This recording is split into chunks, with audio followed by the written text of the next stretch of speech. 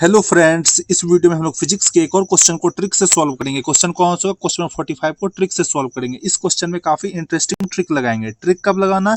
Trick तब लगाना है जब एक्चुअल मेथड से क्वेश्चन सॉल्व करना नहीं आता है। अगर एक्चुअल मेथड से क्वेश्चन सॉल्व करना आता है तब एक्चुअल मेथड से ही क्वेश्चन को सॉल्व करोगे, तब ट्रिक नहीं लगाओगे। पहले जो क्वेश्चन एक्चुअल मेथड से सॉल्व हो जाता है उस सभी को एक्चुअल मेथड से सॉल्व कर दोगे। फिर जो क्वेश्चन अपना बच जाएगा, मतलब जो क्वेश्चन हम लोग से सॉल्व नहीं हो पा रहा था या फिर जो क्वेश्चन सॉल्व करना नहीं आता था, उस सभी क्वेश्चन को छोड़कर नहीं आओगे, उस सभी क्वेश्चन को ट्रिक लगाकर सॉल्व करोगे, ताकि जो हम लोग का ओवरऑल मार्क्स वो एग्जाम में इंक्रीज हो सके, हम लोग का ओवरऑल मार्क्स एग्जाम में बूस्ट हो सके। अगर आपको बहुत कम टाइम में जेई मेंस के मार्क्स को बूस्ट करना, तो मैंने आपके लिए जेई मेंस का मोस्ट रिपीटेड 40 क्वेश्चन प्रिपेयर किया है। इसके साथ साथ फिजिक्स का फॉर्मूला सीट और केमिस्ट्री का रिवीजन सीट भी प्रिपेयर किया। इस पीडीएफ को आप बहुत आसानी से 4 से 5 डेज में कंप्लीट कर लोगे। इस पीडीएफ को कंप्लीट करने के बाद आपका जेई मेंस में मिनिमम 80 मार्क्स गारंटीड हो जाएगा। तो इस पीडीएफ को आप कैसे एक्सेस कर सकते हो? आप मेरे कमेंट सेक्शन में जाओ, वहाँ पे मैंने सारा डिटेल्स दे रखा है कि आप पीडीएफ को कैसे एक्सेस कर पाओगे। केवल ट्रिक सीख कर जाओगे तो आपका जेई मेंस मार्क्स इंप्रूव नहीं हो पाएगा। ये मत सोच लेना कि केवल ट्रिक सीख लेने से आपका जेई मेंस मार्क्स इंप्रूव हो जाएगा, बिल्कुल भी नहीं होगा। पहले क्या करना है? पहले जेई मेंस का जो मोस्ट रिपीटेड 40 क्वेश्चन है, फिजिक्स का जो फॉर्मूला सीट है और केमिस्ट्री का जो रिवीजन सीट है, सभी को पहले 4 से 5 डेज में कंप्लीट करना है, जिसको आप बहुत आसानी से 4 से 5 डेज में कंप्लीट कर लोगे। इसमें आपको कोई भी प्रॉब्लम नहीं होगा। पीडीएफ को एक्सेस करने के लिए आप मेरे कमेंट सेक्शन में जा सकते हो, लेकिन पीडीएफ को एक्सेस जरूर कर लेना। पीडीएफ आपके लिए काफी यूजफुल रहेगा, ठीक है। अब इस क्वेश्चन में काफी इंटरेस्टिंग ट्रिक लगाएंगे। अगर इस क्वेश्चन में आपको जीरो नॉलेज है ना, तो भी तुम इस क्वेश्चन को सॉल्व कर दोगे, ठीक है। अगर आपको कोई भी नॉलेज नहीं है तो भी तुम इस क्वेश्चन को सॉल्व कर दोगे, अगर तुम यहाँ पर थोड़ा सा अपना कॉमन सेंस यूज करोगे, ठीक है। मैक्सिमम जेई एस्पिरेंट्स गलती ये करते हैं कि जेई मेंस के क्वेश्चन को देखते क्वेश्चन को छोड़ देते हैं, ये सोचकर कि भाई जेई मेंस का क्वेश्चन है, काफी टफ है, हमसे सॉल्व नहीं हो पाएगा। लेकिन ऐसा बेवकूफी बिल्कुल भी नहीं करना है, ठीक है। भले ही आपको कोई भी नॉलेज ना हो तो भी क्या करना है, क्वेश्चन को कम से कम एक बार रीड करके जरूर देखना है कि क्वेश्चन में हम लोग को क्या दे रखा है। उसके बाद क्या करेंगे, उस क्वेश्चन में ट्रिक लगाने का कोशिश करेंगे। जैसे कि इस क्वेश्चन में आपको करके दिखाता हूँ, ठीक है। तो ये क्वेश्चन में क्या दे रखा है? क्वेश्चन में दे रखा है कि given below are two statements, मतलब हम लोग को नीचे में दो स्टेटमेंट्स दे रखा है। ये एक एजर्सन दे रखा है और दूसरा यहाँ पर रीजन दे रखा है। एजर्सन और रीजन दे रखा है, ठीक है। यहाँ तुम देख सकते हो, ये एजर्सन दे रखा है और यहाँ पर ये दूसरा रीजन दे रखा है, ठीक है।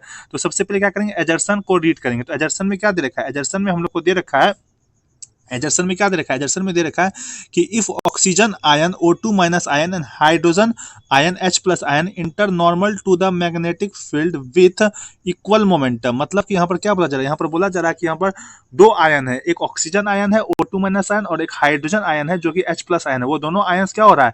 मैग्नेटिक फील्ड के परपेंडिकुलरली या फिर नॉर्मली क्या कर रहा है? मैग्नेटिक फील्ड में इंटर कर रहा है। नॉर्मल मतलब परपेंडिकुलर, ठीक है। तो मैग्नेटिक फील्ड में क्या कर रहा है? परपेंडिकुलरली इंटर कर रहा है विथ इक्वल मोमेंटम। मतलब ऑक्सीजन आयन और हाइड्रोजन आयन का मोमेंटम भी क्या इक्वल है। आगे बोल रखा है कि then the path of O2 minus ion has smaller curvature than that of H plus ion. मतलब कि O2 माइनस आयन का जो पाथ है उसका कर्वेचर क्या स्मॉल कर्वेचर है, किसके कंपेरिजन में? H प्लस आयन के। तो तुमको यहाँ पर पता है क्या चीज, जो अपना O2 माइनस आयन है, जो अपना O2 माइनस आयन है, तो तुमको पता है कि एक ऑक्सीजन एटम्स के पास टोटल 8 इलेक्ट्रॉन्स होते हैं। तो दो ऑक्सीजन एटम है तो दो ऑक्सीजन के पास टोटल 16 इलेक्ट्रॉन होंगे, पर यहाँ पर 2 माइनस है। मतलब इसने दो इलेक्ट्रॉन को क्या किया, इसने एक्सेप्ट किया है। मतलब इसके पास टोटल कितने हो जाएंगे? 16 प्लस 2 इलेक्ट्रॉन, मतलब टोटल 18 इलेक्ट्रॉन्स इसके पास है, ठीक है। और यहाँ पर H प्लस आयन भी दे रखा है। तो H प्लस आयन, तो तुमको पता है कि एक हाइड्रोजन एटम्स के पास एक इलेक्ट्रॉन होता है, पर यहाँ पर एक पॉजिटिव चार्ज है। मतलब इसके पास जो एक इलेक्ट्रॉन था वो भी इसने क्या किया, लूज कर दिया। मतलब इसके पास 0 इलेक्ट्रॉन है, इसके पास कोई भी इलेक्ट्रॉन नहीं है और इसके पास एक प्रोटॉन है, ठीक है। इसके पास एक प्रोटॉन है, ठीक है। मतलब O2 माइनस आयन के पास 18 इलेक्ट्रॉन्स है और H प्लस आयन के पास कोई भी इलेक्ट्रॉन नहीं है, एक प्रोटॉन है अपना, ठीक है। एक अपना क्या है, प्रोटॉन है। तो यहाँ पर ये बोल रहा है कि ऑक्सीजन आयन और हाइड्रोजन आयन जो है वो मैग्नेटिक फील्ड में परपेंडिकुलरली इंटर कर रहा है विद इक्वल मोमेंटम। तो जो O2 माइनस आयन का जो क्या कहते हैं पाथ है, वो उस पाथ का क्या है, कर्वेचर जो है वो स्मॉल है, किसके कंपेरिजन में? H प्लस आयन के कंपेरिजन में, ठीक है। अब तुम क्या करो, रीजन को रीड करके देखो कि रीजन में क्या दे रखा है। रीजन में देखो क्या दे रखा है। रीजन में दे रखा है कि एक proton with small with same linear momentum as an electron will form a path of smaller radius of curvature on entering a uniform magnetic field perpendicularly। मतलब यहाँ पर बोला गया है एक proton with same linear momentum as an electron, मतलब कि जो इलेक्ट्रॉन का लीनियर मोमेंटम है, जैसा क्या कहते हैं लीनियर मोमेंटम इलेक्ट्रॉन का है, वैसा ही लीनियर मोमेंटम प्रोटॉन का भी। मतलब दोनों का लीनियर मोमेंटम क्या है, सेम है। मतलब प्रोटॉन और इलेक्ट्रॉन दोनों का लीनियर मोमेंटम क्या है, सेम है। तो प्रोटॉन जो है वो कैसा पाथ फॉर्म कर रहा है, प्रोटॉन जो है वो फॉर्म कर रहा है, ये जो प्रोटॉन है वो फॉर्म कर रहा है a path of smaller radius of curvature, मतलब उसका पाथ जो है उसका उस पाथ का जो कर्वेचर है वो क्या स्मॉलर रेडियस है उसका, ठीक है। On entering a uniform magnetic field perpendicularly, मतलब कि प्रोटॉन जो है और इलेक्ट्रॉन दोनों का सेम लीनियर मोमेंटम है, और प्रोटॉन जो है प्रोटॉन का जो पाथ है वो क्या स्मॉल क्या कहते हैं स्मॉल रेडियस ऑफ कर्वेचर है, ठीक है।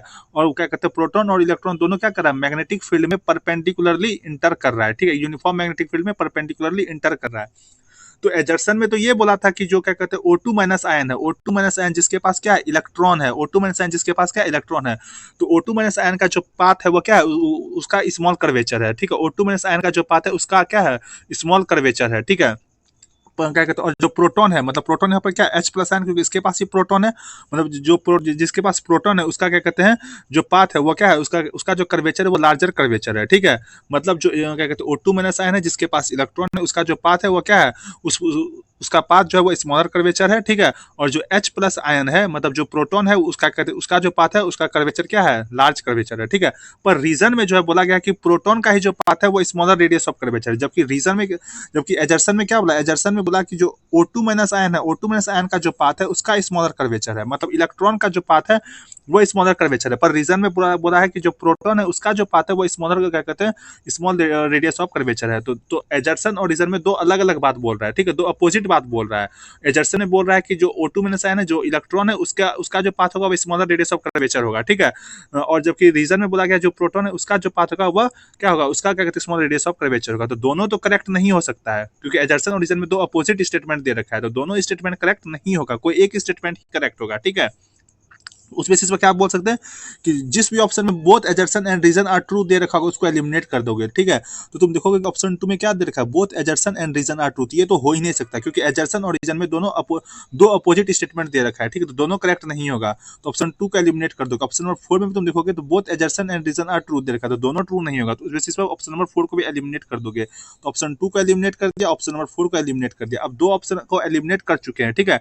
अब तुम यहाँ पर गेस कर सकते हो, यहाँ पे 50% प्रोबेबिलिटी होगा कि आपका आंसर करेक्ट हो जाएगा क्योंकि आपने ऑलरेडी दो ऑप्शन को एलिमिनेट कर दिया, ठीक है। अगर तुम चारों ऑप्शन में ब्लाइंड गेस करते हो तो बहुत कम चांसेस होता है आपका आंसर करेक्ट होने का। पर यहाँ पे हमने क्या किया पहले दो ऑप्शन को एलिमिनेट किया, अब यहाँ पर तुम गेस करो तो यहाँ पे करेक्ट होने की प्रोबेबिलिटी क्या हो गई इंक्रीज हो गई, ठीक है। अगर तुम यहाँ पर आंसर चेक करो तो आंसर यहाँ पे हम लोग ऑप्शन नंबर 1 ही दे रखा है। तो भले ही हमको एजर्सन के बारे में कोई भी नॉलेज नहीं था, रीजन के बारे में कोई भी नॉलेज नहीं था, ठीक है, बस हमने क्या किया एजर्सन को रीड किया और रीजन को रीड किया और यहाँ पर कॉमन सेंस यूज करके क्वेश्चन को सॉल्व कर दिया, ठीक है। और तुम यहाँ पर क्या कहते हैं इस तरीके से पेपर को अटेम्प्ट करोगे तो आपको क्या कहते हैं आपका मार्क्स काफी इंप्रूव होगा। तो इस तरीके से पेपर को अटेम्प्ट करना है। अगर आपको वीडियो पसंद आए तो प्लीज वीडियो को लाइक कीजिए, चैनल को सब्सक्राइब कीजिए। Thank you.